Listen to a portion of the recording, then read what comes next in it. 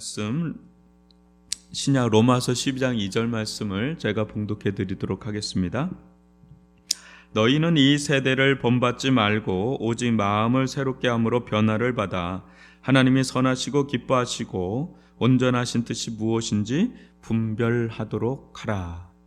너희는 이 세대를 본받지 말고 오직 마음을 새롭게 함으로 변화를 받아 하나님이 선하시고 기뻐하시고 온전하신 뜻이 무엇인지 분별하도록 하라.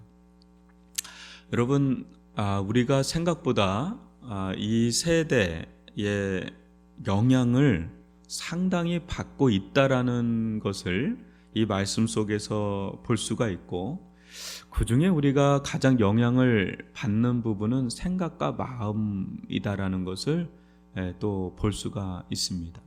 아울러서 우리가 또 살펴볼 수 있는 것은 우리의 이 생각과 마음, 특별히 이 마음이 변화를 받지 않으면 하나님의 선하시고 기뻐하시고 온전하신 뜻이 무엇인지 분별해내기가 어려워요. 설령 안다고 하더라도 그대로 따라갈 힘이 없다라는 것을 또 보게 될 겁니다. 그래서 우리가 계속해서 이 분별 시리즈를 좀 나가고 있는데, 우리들의 신앙의 타겟이 실은 이 마음입니다. 성령의 은혜로 저희들의 마음이 이렇게 새신이 돼야 돼요. 각성이 돼야 되고 변화가 이루어져야 됩니다. 그렇지 않고서는 우리가 이 세대의 영향권에서 자유롭지가 않습니다. 결국 이 세대도 그렇고 하나님도 그렇고 결국 누가 이 마음의 주인 자리를 차지하느냐, 그 싸움이 있기 때문에 우리가 이 부분을 본다면 우리들의 일상에 많은 삶이 있지만 그 중에서 우리의 마음을 계속해서 좀 들여다볼 필요가 있다. 어떻게 흘러가고 있는지, 어디에 영향을 받고 있는지 말이죠. 그래서 어제도 얘기한 것처럼 다른 종류의 복음에 대해서 이제 살펴보는데 상당히 많아요. 실은 예수와 하나님 나라의 복음에 대해서 이야기하고 있지만 다른 종류의 복음이 상당히 많습니다. 1세기 우리 갈라디아서 살펴봤죠. 다른 복음, 그때 당시는 율법주의에 물든 복음이라고 보면 돼요. 율법주의, 할례에 물든 복음, 이런 거죠. 유대주의에 물든 복음. 근데 오늘날은 그런 게 있지는 않고 이제 번영 신학에 물든 복음이라고 할 수 있는, 심리학에 물든 복음이라고 하지만 특별히 오늘 이 어제부터 살펴본 이 부분은 번영 신학에 물든 복음이라고 보면 돼요. 자아 중심으로 변질된 복음이라고 이야기를 했죠. 이 자아 중심으로 변질된 복음을 보면 자기 사랑, 긍정적 사고 방식, 성공의 법칙 이렇게 있는데, 그 중에 이제 우리가 어제부터 살펴본 게 긍정적 이제 사고 방식에 대해서 좀 살펴보고 있는 겁니다. 제 얼굴을 좀 보여주시고요. 그래서 이 뿌리는 똑같아요. 우리가 이제 예수 중심의 복음이 아니면 다 자기 중심의 복음이에요. 알고 보면 그렇습니다. 그러니까 결국 예수와 나의 강한 자아, 그 두 싸움이라고 보면 돼요. 근데 이 복음이라는 게 기쁜 소식이잖아요. 그러니까 이 복음이라는 건 기쁜 소식이기 때문에 인본주의적인 기쁜 소식이 있잖아요. 그것도 굉장히 기쁘잖아요. 신본주의적인 기쁜 소식이 있단 말이에요. 근데 우리가 살펴보고자 하는 건, 성경에서 말하는 건 신본주의적인 복음이에요. 그러니까 하나님 중심적인 복음, 그것이 우리에게 얼마나 커다란 기쁨을 가져다 주는가가 성경의 전체 주제라고 한다면, 이 세상에 수많은 설교자들이 있죠. 그러니까 이 세상에 수많은 강단이 있다 그랬죠. 예배당이 있고 강단이 있고 거기 수많은 설교자들이 있단 말이에요. 그들이 전파하는 복음 또한 굉장히 매력적이고 기쁨을 가져다 줍니다. 그러니까 사람들이 거기 쏠리죠. 쏠림의 영상이 있죠. 근데 그들이 이제 내뱉고 있는 메시지의 중심은 다 인간 중심적인 메시지죠. 근데 굉장히 그게 매력적으로 다가온단 말이에요. 근데 나한테 이 포스트 모더니즘 속에 살고 있는 우리들 가운데는 이제 나한테 좋으면 그게 좋은 거고요. 나한테 안 좋으면 그건 안 좋은 겁니다. 상대주의 시대란 말이죠. 그러니까 누구에겐 좋지만 나한테 안 좋을 수 있고, 누구에겐 좋지만 나한테 안 좋을 수 있고, 그런 상대화된 이제 절대 진리, 그거를 누구나 이렇게 원하지 않습니다.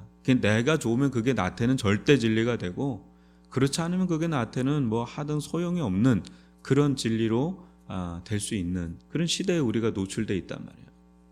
그래서 그런 면에서 볼 때 우리가 이것을 분간해내기가 여간 어렵지가 않습니다.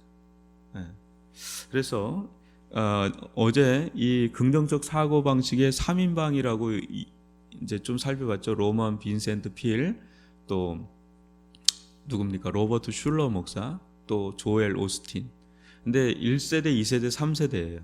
그러니까 지금은 이제 3세대 조엘 오스틴적인 흐름들이 있는데, 먼저 1세대를 알아야 됩니다. 그래서 오늘 로만 빈센트 필 목사가 어떤 분인지, 또 어떤 이야기를 했는지, 로버트 슐러 목사님이 어떤 분이고 어떤 이야기를 전파했고 어떤 영향권이 있는지 한번 좀 살펴보도록 하겠습니다.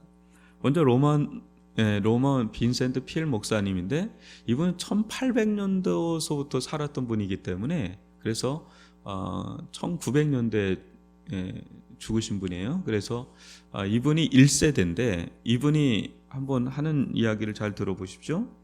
굉장히 충격적인 이야기예요. 에너지가 작은 점들처럼 붙어 마치 다이아몬드처럼 반짝이는 에너지로 가득한 하얀 안개를 상상하세요. 과학자들은 이 에너지야말로 생명의 본질이라고 말합니다. 그리고 이제 그 하얀 에너지의 안개를 들이마시세요. 그리고 상상하세요. 지금 들이마신 그 에너지의 안개가 당신의 목을 넘어 당신의 코를 지나 당신의 두뇌로 들어가고 있습니다. 그리고 당신의 머릿속에서 당신의 정신 세계의 에너지를 공급하고 당신의 사고를 더 날카롭게 만듭니다. 당신으로 하여금 새로운 힘으로 새로 태어나게 합니다. 누구 이야기냐면 마릴린 헬러버그라고 하는 심리학자, 그러니까 상담하고 일종의 이제 명상을 가리키는 사람의 이야기입니다. 충분히 이 명상법을 가르치는 입장에서는 충분히 이런 이야기를 할 수 있다는 생각을 여러분 하실 거예요. 뉴 에이지의 어떤 영향도 있고, 그런 영향권 속에 뭐 이런 어떤 명상, 요가 뭐 이런 부분들이 상당히 많이 있어요. 근데 이게 이미 1800년대부터 이 프로이드라든지 또 뭐 카를 융이라든지 또 인도에서 흘러나온 이런 명상 요법이라든지 이 동양적인 이런 것들이 미국에 굉장히 많이 흡수려 들어갑니다. 같이 아울러서. 그래서 우주의 기운을 받으세요. 그걸 흡입하세요. 막 이런 이야기들의 심리 치료, 또 마인드 컨트롤 뭐 이런 것들이 굉장히 많이 유행을 합니다. 이제 그런 것들이 이제 한참 뒤에 우리나라로 이제 들어오는 거죠. 그런데 이 로만 빈센트 필 목사가 이런 이야기를 또 합니다. 나 스스로 이 명상법을 지난 며칠간 계속 실천했다. 이 명상은 생명의 에너지를 느끼게 해주는 힘이 있다. 이 명상은 굉장히 충격적이죠? 하나님의 임재를 체험하게 해준다. 하나님은 누구신가? 하나님은 생명의 에너지이시다. 굉장히 여러분들이 이런 부분들을 잘 분간하지 않으면 그냥 홀라당 이게 넘어가는 부분들이 이런 부분들이에요. 그 다음 보면 당신의 하나님을 당신의 숨을 통해 들이마심으로써 당신은 하나님의 에너지를 그 마음에 그릴 수 있게 되고 당신은 새로운 에너지로 재충전될 것이다. 굉장히 세련된 언어로 이야기하는 것 같잖아요. 그러니까 이 시대 언어로, 그 시대죠. 그 시대 언어에서도 굉장히 신선하게 뭐 에너지라는 건 성령으로 표현할 수도 있잖아요.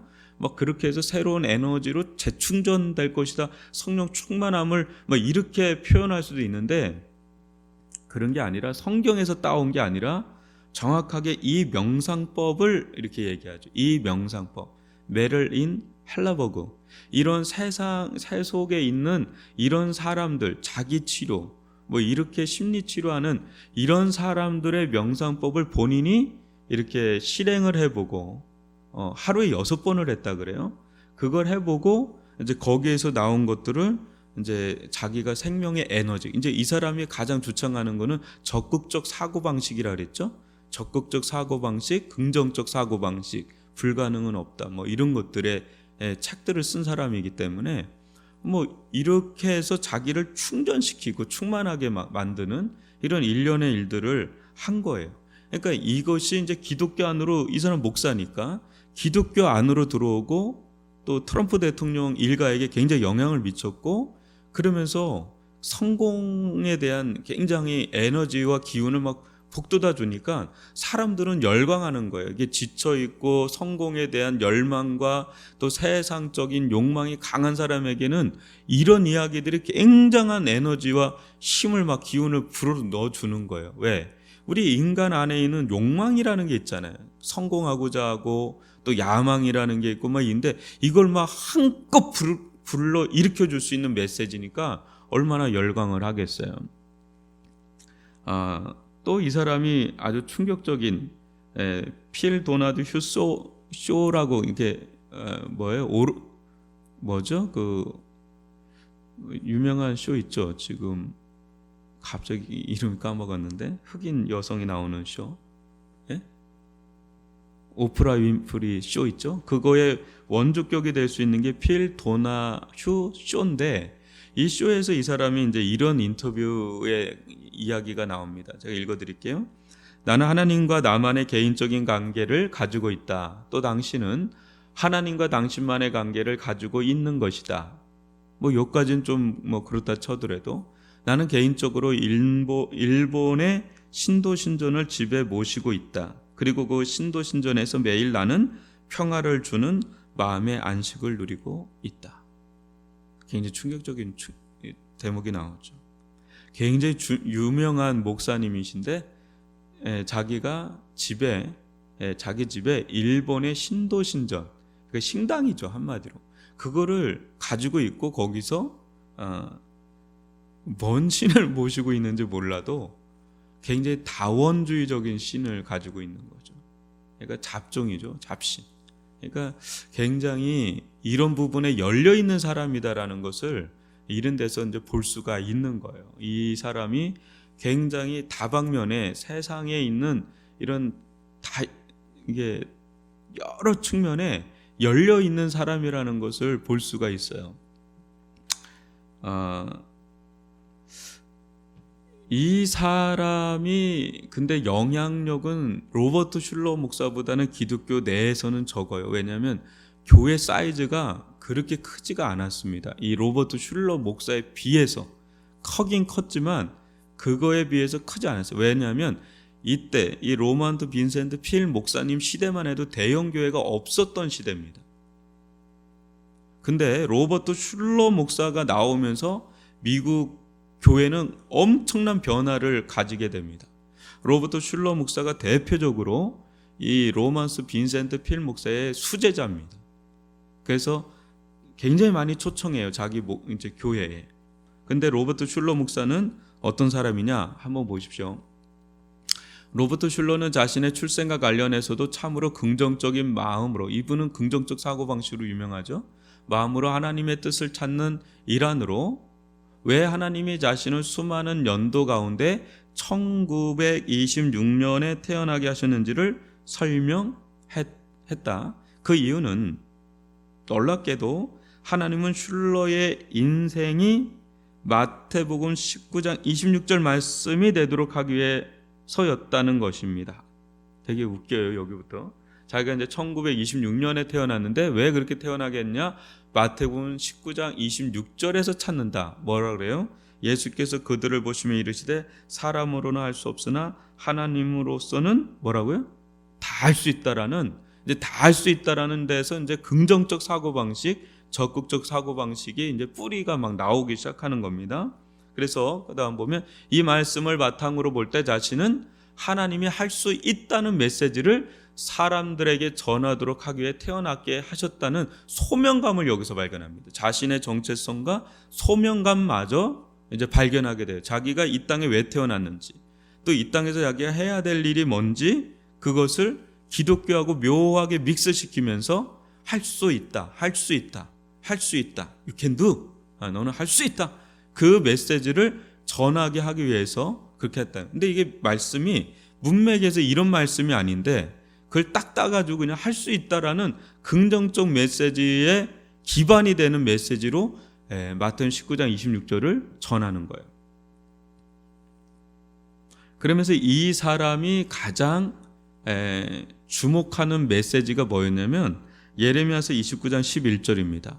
여호와의 말씀이니라 너희를 향한 나의 생각을 내가 아나니 평안이요 재앙이 아니니라 너희에게 미래와 희망을 주는 것이나 이걸 딱 따가지고 이때부터 그는 아주 적극적인 사고방식, 긍정적 사고방식의 메시지를 막 쏟아내면서 하나님에 대해서 얘기는 하지만 마치 이제 그거는 이제 포장된 것이고 그 뿌리 자체가 상당히 기괴합니다. 여러분들은 그냥 요 성경 구절 가지고 또 이분이 하는 메시지를 들으면 여러분도 분간 못 합니다. 저도 그렇고요. 그냥 기뻐요. 내가 할 수 있구나. 하나님 안에서 난 다 할 수 있구나. 하나님 안에서 내가 다 할 수 있구나. 근데 이게 문맥을 따져보면 그런 문맥이 아니거든요. 여러분 기독교 신앙을 하면서 가장 커다란 주제가 뭡니까? 고난입니다. 고난이란 주제가 어마어마하게 큰 주제입니다. 또 인간의 죄성에 대한 것도 어마어마한 주제예요.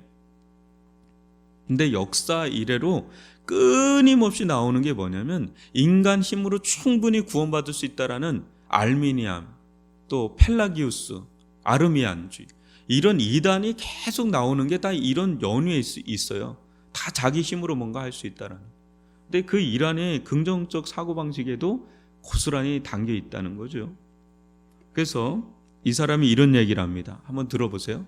나는 이제 불가능해 보이는 하나의 대담한 꿈을 꾸고 있다. 그것은 하나님을 믿는 긍정적 생각을 가진 사람들이 중심이 되어 기존의 분파적인 종교들이 지배하고 있는 이 환상에서 벗어나도록 해야 한다는 생각이다.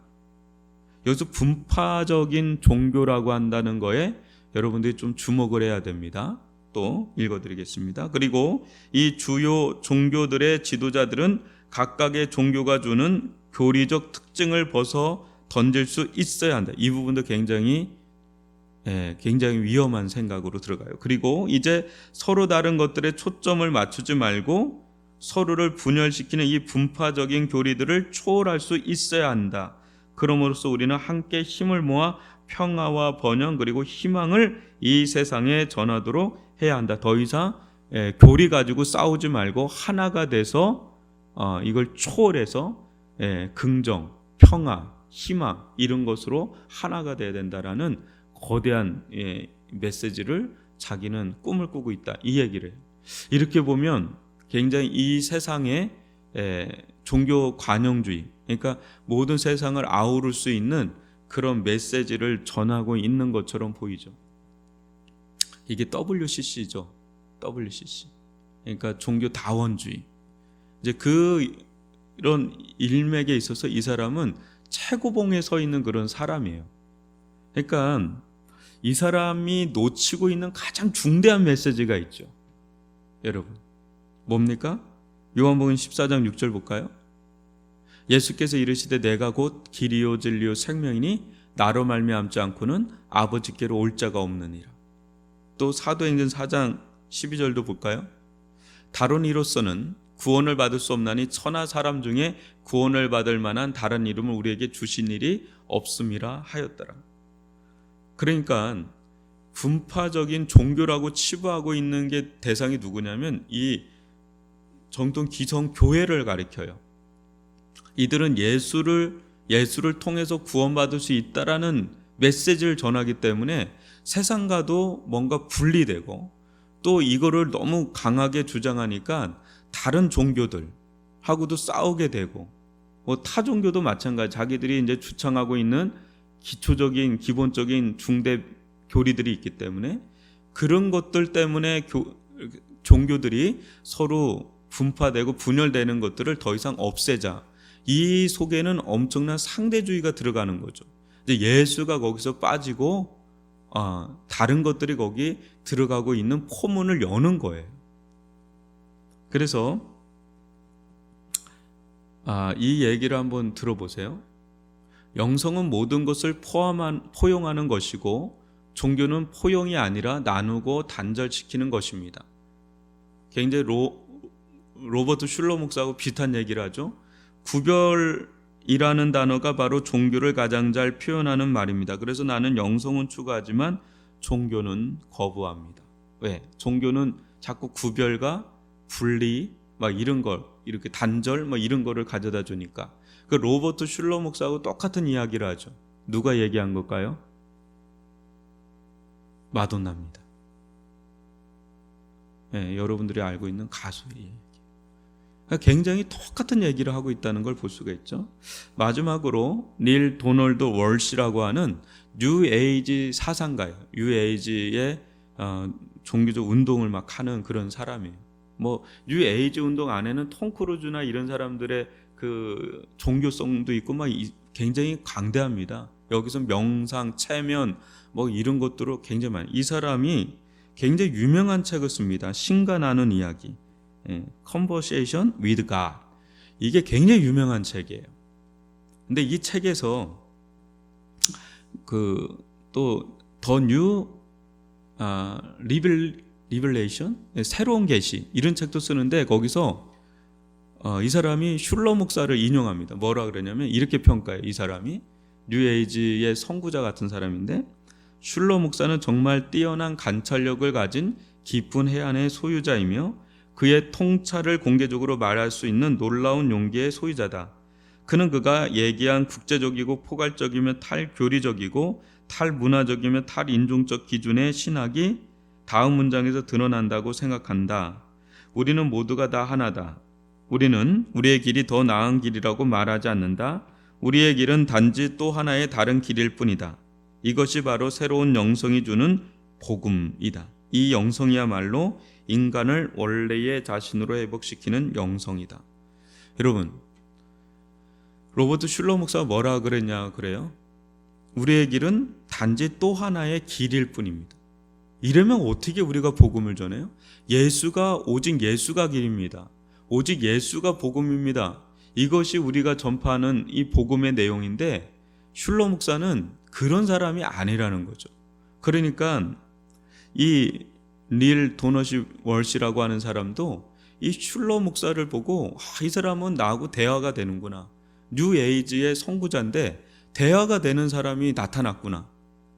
그런 문을 연 사람이 로버트 슐러 목사예요.